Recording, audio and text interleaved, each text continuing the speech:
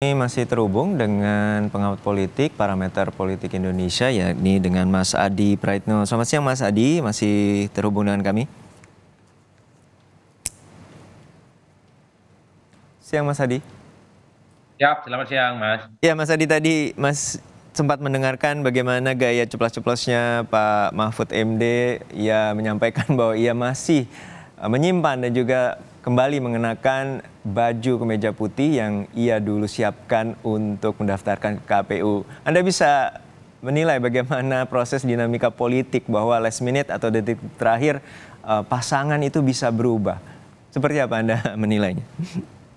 Ya, saya kira itulah Pak Mahfud MD dengan segala originalitasnya ya, tidak pernah apa namanya, menunjukkan sesuatu yang abu-abu gitu. Mahfud tentu di momen yang cukup penting dan spesial itu menceritakan bagaimana kisahnya di sekitar 5 tahun yang lalu last minute kemudian tidak jadi diumumkan sebagai pendamping Pak Jokowi ya.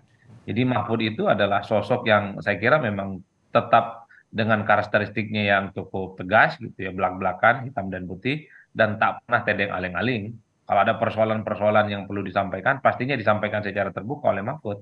Dalam berbagai kesempatan, misalnya sejak kemarin sampai hari ini, Mahfud selalu bicara tentang pentingnya penegakan supremasi hukum, pentingnya menegaskan bahwa Indonesia adalah negara hukum. Itu adalah satu diferensiasi politik yang ingin dijelaskan kepada publik oleh Mahfud bahwa ia adalah sebagai salah satu pendekar dalam tanda kutip ya, pendekar hukum yang sampai saat ini masih punya komitmen secara moral dan politik supaya hukum itu tidak digunakan untuk kepentingan-kepentingan politik kelompok tertentu. Jadi inilah yang kemudian membuat kenapa ketika Mahfud diumumkan oleh PDIP, oleh P3, Perindo dan Hora sebagai pendamping Ganjar, rasa-rasanya memang mendapatkan respon yang relatif cukup positif karena Mahfud dianggap memberikan satu harapan, terutama di bidang hukum, harapan di bidang integritas gitu ya. Karena Mahfud ini merupakan sosok yang menurut saya sampai saat ini memang integritasnya jauh di atas rata-rata. Tentu sebagai pejabat publik di eksekutif, legislatif, dan yudikatif, Mahfud terbukti tidak pernah memiliki riwayat yang kontroversi, apalagi kebijakan-kebijakan politiknya itu bertabrakan dengan kebijakan rakyat. Jadi Pak Mahfud sebenarnya menurut saya dalam banyak hal dari segi elektabilitas ini cukup menguntungkan bagi Ganjar. Pertama karena di Jawa Timur misalnya pastinya akan menjadi signifikan. Meski sebelum Mahfud bergabung, Ganjar juga relatif lebih kuat dibandingkan dengan yang lain. Dari beberapa survei yang saya punya, termasuk survei Kompas beberapa waktu yang lalu, secara elektoral misalnya Mahfud itu kan kuat di luar Jawa, Mas. Itu bisa dicek ya, kurang lebih sekitar 2 minggu yang lalu ya di Litbang Kompas mengeluarkan rilis survei mereka bahwa salah satu kekuatan Mahfud adalah karena elektabilitasnya di luar Jawa naik secara signifikan. Oleh karena itu, ini adalah variabel-variabel penting, variabel-variabel kunci yang kemudian membuat kenapa Mahfud MD relatif menjadi perbincangan, terutama setelah diumumkan sebagai pendamping Ganjar Pranowo maju Pilpres di 2024. Karena bicara Mahfud pasti bicara tentang penegakan hukum, bicara tentang Mahfud, bicara tentang supremasi politik yang harus tinggi di atas segala-galanya, bicara tentang Mahfud, bicara tentang bagaimana penguatan demokrasi di Indonesia. Saya kira di situ ya, kenapa Mahfud itu terkesan dielu-elukan dan dianggap sebagai sosok yang pas berdampingan dengan Jarka Pranowo karena dianggap sosok yang komplit bisa terutama untuk kebutuhan-kebutuhan politik, kebutuhan isu hukum dan kepentingan politik elektoral.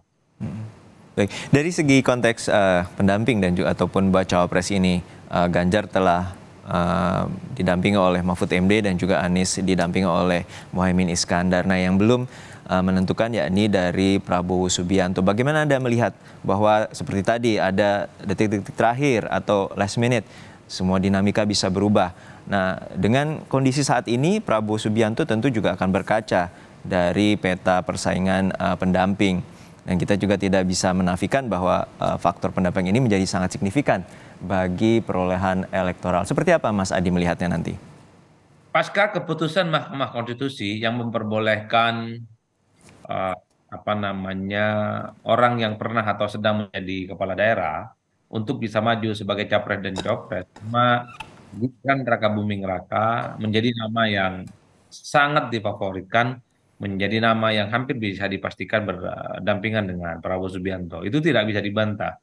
Jadi nama-nama lain seperti Erick Thohir, Erlangga Hartarto, Hovifah, dan seterusnya itu tidak lebih dari sekedar ornamen politik yang sebenarnya tidak terlampau penting. Karena ketika muncul nama Gibran, ya memang pasaran politik di level pendamping Prabowo Subianto itu seakan-akan tidak kompetitif ya, dan lebih condong memprioritaskan Gibran Rakabuming Raka sebagai kandidat ya. Dan sampai hari ini gitu ya, pembicaraan-pembicaraan publik sampai hari ini, keyakinan-keyakinan publik bahwa nantinya akan berpasangan dengan Prabowo Subianto adalah Mas Wali Kota Solo, Gibran Rakabuming Raka dibandingkan dengan yang lain, Mas.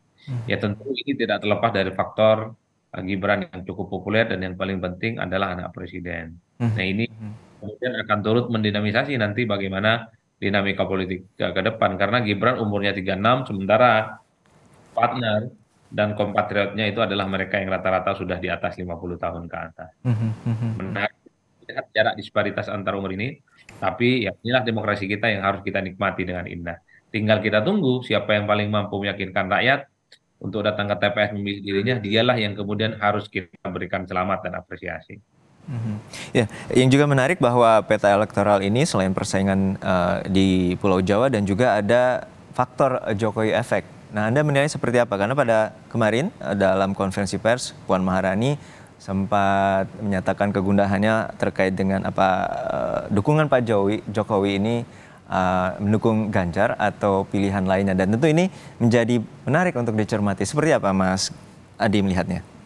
Ya, dua hal berarti. Pertama, memang rasa-rasanya hubungan antara Jokowi dan PDIP relatif agak sulit untuk bisa diselamatkan ya. Pengumuman Mahfud MD maksud saya sebagai pendamping Ganjar itu yang kemudian tidak ada Jokowi, ya mungkin karena di luar negeri entah karena alasan apa. Ini kan semakin menebalkan spekulasi publik bahwa Jokowi sudah mulai tidak dianggap ya.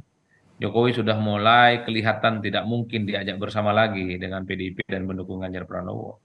Di momen yang cukup spesial, di momen yang cukup penting, tidak melibatkan Jokowi sebagai kader terbaik PDIP, tentu ada persoalan-persoalan yang cukup serius. Oleh karena itu ya pernyataan Puan itu sebenarnya mengkonfirmasi bahwa Jokowi sudah tidak ke Ganjar. Jokowi tidak lagi mau dengan PDIP dan Jokowi lebih memilih bergabung dengan yang lain gitu ya, mendukung figur-figur yang lain. Saya kira di situ Mas pernyataan Puan itu harus diletakkan. Nah yang kedua, seberapa takti ya, seberapa ampuh dukungan politik Jokowi. Kalau kita melihat angka-angka survei, siapapun yang didukung oleh Jokowi, dia mampu meningkat elektabilitasnya di kisaran angka 3-4%. Kalau hari ini itu Ganjar 4%, maksudnya kalau hari ini elektabilitas Ganjar itu 30%, kalau di-endorse oleh Jokowi secara terbuka, bisa naik jadi 34%. Begitupun dengan Prabowo Subianto, kalau diberikan dukungan secara penuh oleh Jokowi, naik 4%. Jadi tuah Jokowi kurang lebih di angka 4% yang saya kira ini kemudian menjadi magnet ya. Nah selanjutnya menurut saya yang tak kalah pentingnya karena belakangan pasca putusan Mahkamah Konstitusi, sentimen publik kepada MK, sentimen publik kepada Jokowi itu cukup negatif Mas ya. Jokowi di bidang infrastruktur, Jokowi di bidang kinerja memang agak sulit untuk dibantah gitu ya. Karena selama ini dianggap sudah bekerja gitu, memberikan bantuan sosial dan seterusnya.